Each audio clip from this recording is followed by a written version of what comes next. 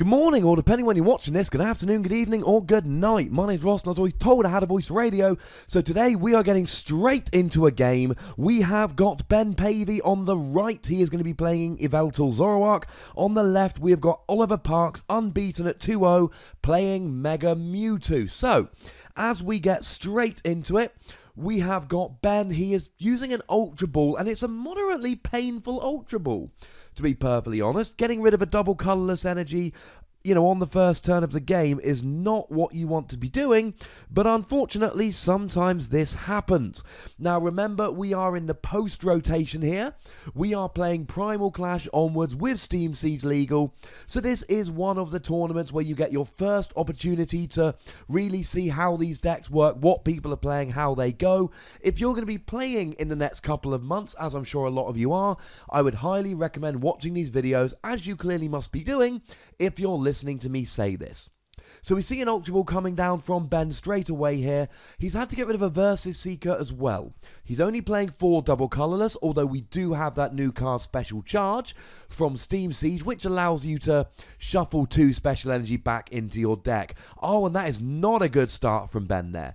Doesn't have a supporter, so he gets a Zoroark on the bench and then just passes straight away, which is a little bit upsetting. Now, this is a much, much better discard from Oliver here. He has discarded a Psychic Energy, but he may well be playing the card Mega Turbo, which will allow him to attach that to a Mega Mewtwo when he gets one up and rolling. And he gets rid of a Lysander, but he can use his Vespiquen to get them back. So I quite like this.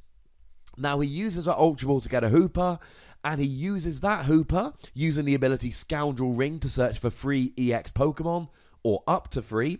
He's chosen to just go for 2. He's got a second Mewtwo, because obviously he needs to be streaming those Mewtwo's. They are his main attacker. And he goes for a Shaman there. Interesting he didn't go for a third Pokemon. He must be thinking that he doesn't want a third Mewtwo, or he doesn't want a second Shaman, or just that he wants to save a little bit of bench space, not clog up his hand for the Shaman.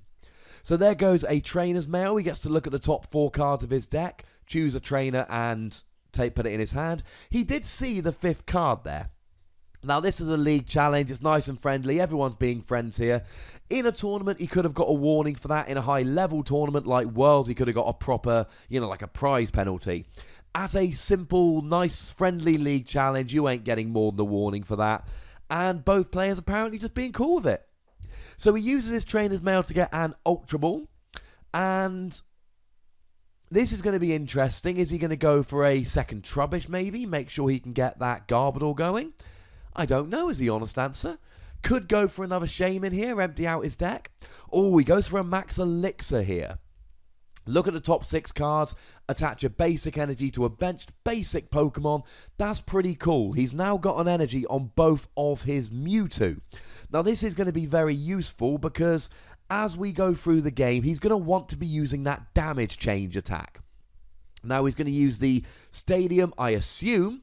He's going to be using the Stadium Shrine of Memories to allow him to use the attacks from regular Mewtwo, and you need 2 Psychic and a regular energy to do so.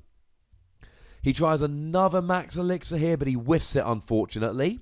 Now, he is, I believe, playing double colourless energy. So, and I made this point a few times before, you really need about 12 basic energy to give yourself about a 75% chance of hitting on your Max Elixir. Soon as you play double colourless, you're playing fewer basic energy, and you are lowering your chance of hitting it.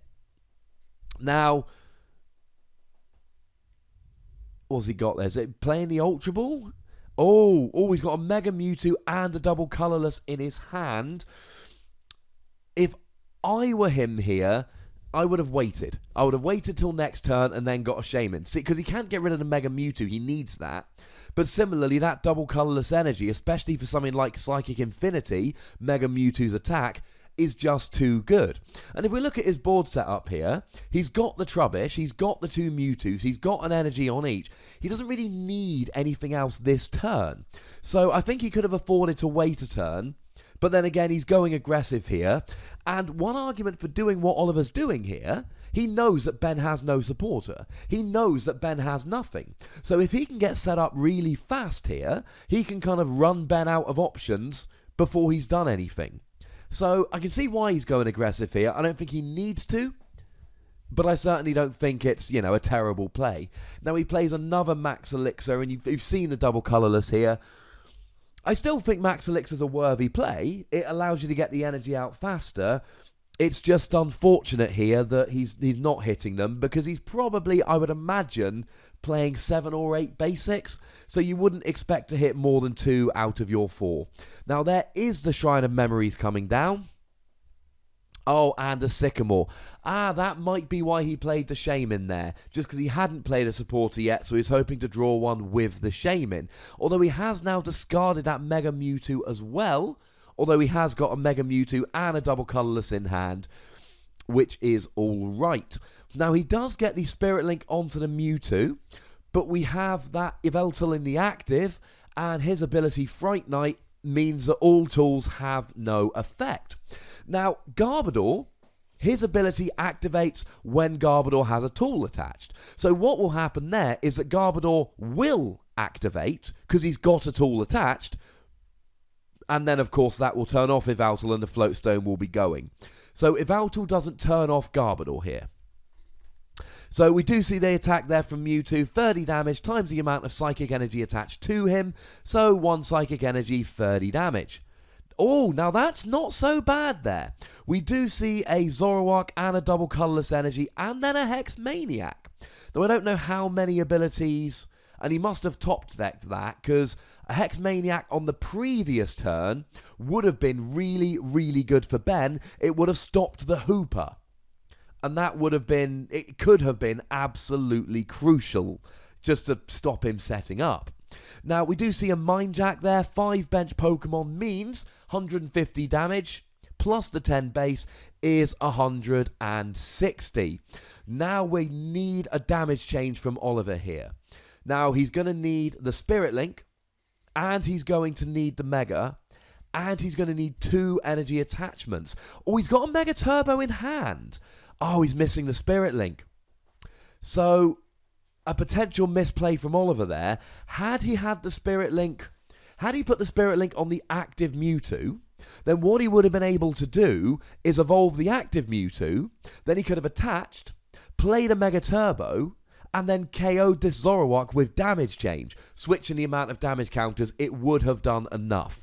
As it is, we see a manual retreat along with a Mega Turbo. Now, he's still going to be able... How much energy has he got on there? I believe he's got 2 energy on there, which is going to be enough. Even Zoroark's got resistance, but Mega Mewtwo there, Psychic Infinity, 30 plus for each energy, plus 10. 4 energy total is 120, plus the 10 is 130, minus the resistance is 110. So it didn't end up having a big effect here, but there was a chance there for him to use damage change on the active Mewtwo and not waste the energy. Unfortunately, he gave up that opportunity by putting the Spirit Link on the benched one.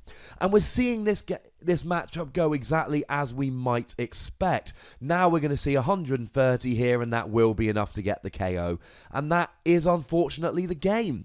We see a little bit of the Yveltal not just not being able to set up fast enough here, and just not get rolling, and the Mewtwo running through.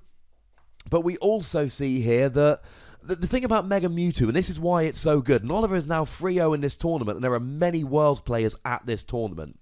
And what Oliver's doing so well here is he's picked this deck. You cannot one-hit KO Mega Mewtwo. I am going to win the game. Because anytime you don't one-hit KO me, I can damage change, and I can just Psychic Infinity when I can't damage change. And Psychic Infinity, as we saw there, adds up so quickly. 2 attacks, and that is it. Yes, we know that Ben didn't set up particularly well, and that's a shame, but Mega Mewtwo here, we would expect to win this matchup. Unless Ben techs for it by playing something like a Mew from Fates Collide, we would expect to see Oliver win this game. It was very much in his favour. Now, I have not watched round 4 yet, but I have had half a dozen people independently message me saying, dude, wait for round 4. I'm going to go commentate round 4. Round 4 will be online shortly if it's not already. And you know the deal. Comment, click the like button. Click subscribe if you haven't, get a friend to subscribe if you have, and look after yourselves until next time. Get ready for round 4, because everything I've been told says that it is going to be a doozy. Thank you very much for watching. My name's Ross, and you've been watching PTCG Radio.